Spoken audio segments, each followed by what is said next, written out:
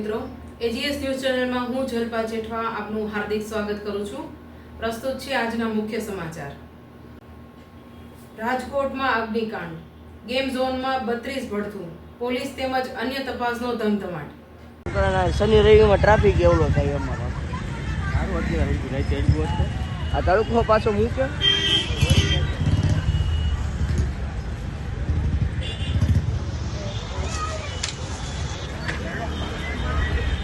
કરચલિયાપરા રાણીકા સાંડિયાવાડમાં police combing, 6 શખ્સો ઘાતક હથિયારો સાથે ઝડપાયા।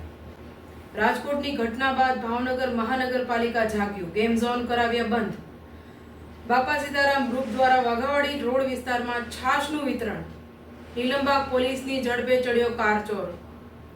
જીએસટીની મોબાઈલ સ્પોર્ટ ટીમે માલ સામાન ભરેલા 2 આઈશરો કર્યા જપ્ત। શહેર ભાજપ દ્વારા પશ્ચિમ બંગાળના મુખ્યમંત્રી મમતા બેનર્જીનું પુતળા દહન। કુંભારવાડા વિક્ટરના ડેલા બહાર અચાનક ભભૂકી આગ।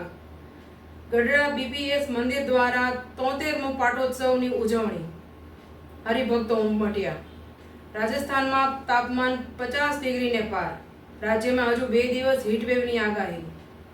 લોકસભાની 58 બેઠકો પર 60% મતદાન। બંગાળમાં હિંસા।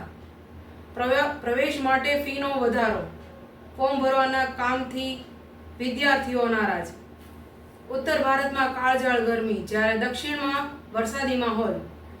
પુણે કાર દુર્ઘટના બાદ નાગપુરમાં કારે 3 લોકોને કચડ્યા। કારમાંથી દારૂ સાથે 4ની ધરપકડ।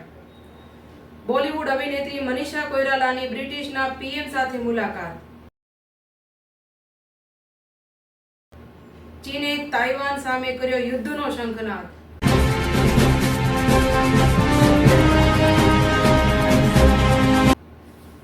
ફરી મળીશું, ત્યાં સુધી જોતા રહો એજીએસ ન્યૂઝ મીડિયા।